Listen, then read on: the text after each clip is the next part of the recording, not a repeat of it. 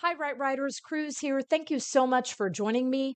In this video, I am going to be sharing a personal essay that reflects on times when I have discovered joy when helping or being helped by another person. And in this case, that help was unexpected. And the prompt also asked a question, which is how might we incorporate this into future habits? And with that, Right Writers, I want to thank you so much for being here. Now let's take a look at the essay that I created based on our creative nonfiction prompt from poetsandwriters.org. This piece is entitled Dumpster Diving. Late Friday afternoon, Thanksgiving break had begun for many of the students and staff who exited the school premises at 3:25 p.m. As always, I linger. I look over my classroom again. Mental inventory. Plants, check. Personal belongings, check. Computer and cord, check. Trash cans outside the classroom, check. I close my door and remember that I have one more place to review. I drop a gifted fancy bag with my computer and other belongings in it just outside my door as I run to check the teacher workroom. In the workroom stands another lingering teacher, a talker. I am trapped. I find myself in a conversation that lasts more than half an hour. I tell her I have to rush to my bank before it closes.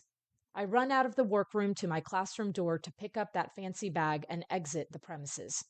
However, the bag is not there. The custodial staff must have picked up the garbage in the English hallway, including that bag. Frantic, I run up and down the empty corridors. Finally, I see one of our lingering administrators. Out of breath and distraught, I explain my situation.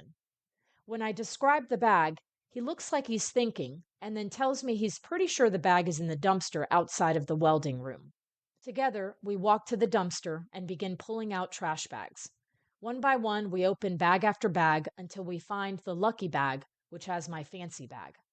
As we place the unlucky bags back in the dumpster, he recalls a similar experience. Only his bag had money in it, nearly $1,000. He never found the money.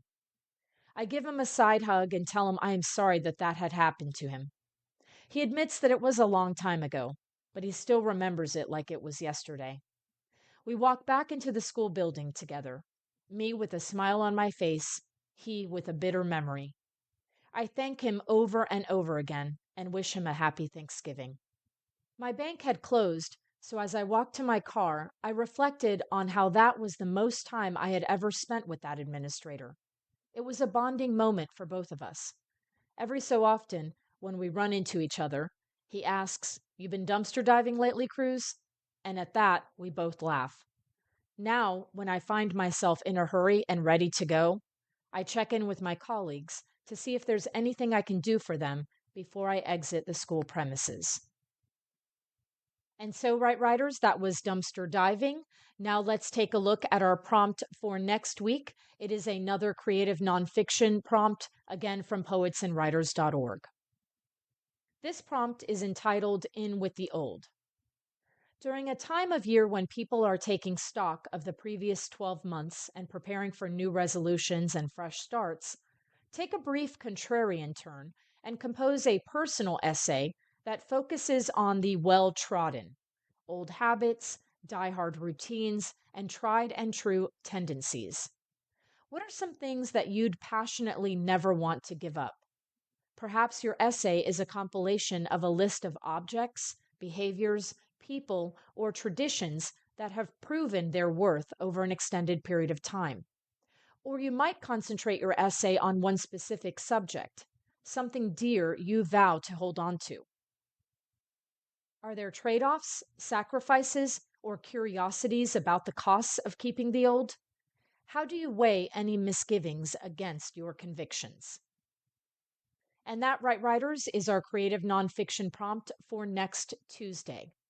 Thank you so much for joining me, Right Writers. I hope you have a great rest of your week.